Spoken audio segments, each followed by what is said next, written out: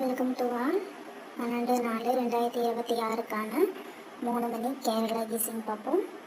3 digit box 783, 482, 504, 899, 238. 2 digit 78, 87, 48, 84, 50, 05, 89, 98, 23, 32,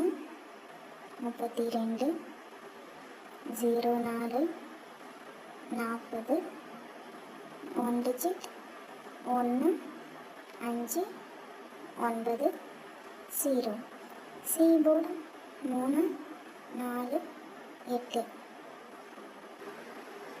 Kerala booking contact நம்பருக்கு 8700302538.